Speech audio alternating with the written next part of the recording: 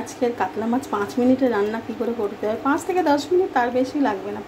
কাতলা মাছটা ভালো করে ধুয়ে নুন হলুদ মাখিয়ে নিলাম। এবার এখানে মশলাটা রেডি করে নিয়েছি। এর মধ্যে দিয়ে দিয়েছি দই, মিক্সারে করবো। দই দিয়েছি, কাঁচা লঙ্কা, টমেটো আর একটু অল্প সর্ষে। ঠিক আছে, দিয়ে এখানে তেল গরম বসিয়ে দিয়েছি। তো তেলটা গরম হয়ে গেছে। এবার একটা একটা করে মাছ আমি দিয়ে দেবো। এটা করে দেখবেন, খুবই ভালো খেতে লাগে, খুবই টেস্ট হয়।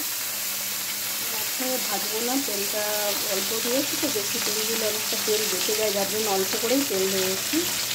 আমি মাছটা ভেজে নেবো ভালো করে কড়া করে। তো আরও যে মাছটা রয়েছে আরও ভেজে নেবো।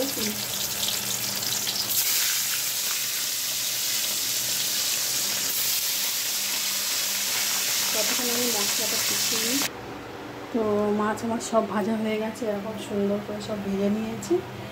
নিয়ে এবারে আমি তেলের মধ্যে, গরম তেলের মধ্যে কালো জিরে দিয়ে দেবো ফোড়ন। যে মশলা আমার করা হয়ে গেছে, দেখতে পাচ্ছি ভালো করে একদম মিহি করে পেস্ট করে নিয়েছি। মশলা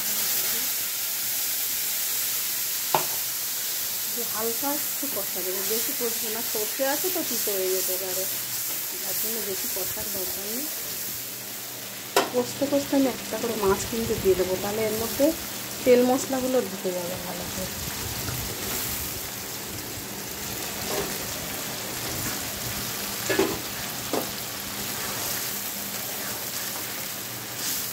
দেখতে হচ্ছে খুব সুন্দর একটা কালারে,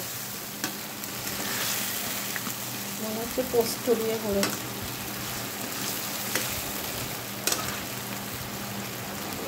এইভাবে করবেন, বাড়িতে দেখবেন ভালো লাগবে খেতে, খুবই টেস্ট হয়।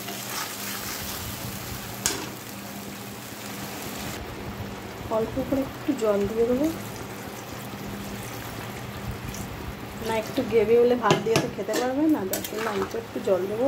নাহলে সর্ষের একটা কাঁচা কাঁচা একটা গন্ধ করে জল না দিলে, যে কোনো মশলাতে অল্প করে একটু জল দিতেই।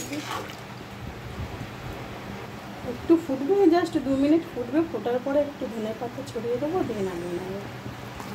মাছটা আমি সাদা তেলে করেছি তো, তাই হালকা করে একটু সর্ষের তেল দিতে হবে, নামাবার একটু আগে। ঠিক আছে, একটু সর্ষের তেল দিয়ে দিই,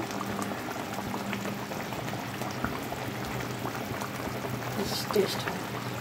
দিয়ে দেবো, দিয়ে এবার ধনে পাতাটা দিয়ে, ধনে পাতাটা জাস্ট নামাবার একটু আগে দিয়ে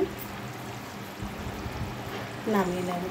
তো আমার আজকে কাতলা মাছ সর্ষে রেডি। শুধু সর্ষে কেন বলছি, এর মধ্যে দইও দেওয়া হয়েছে।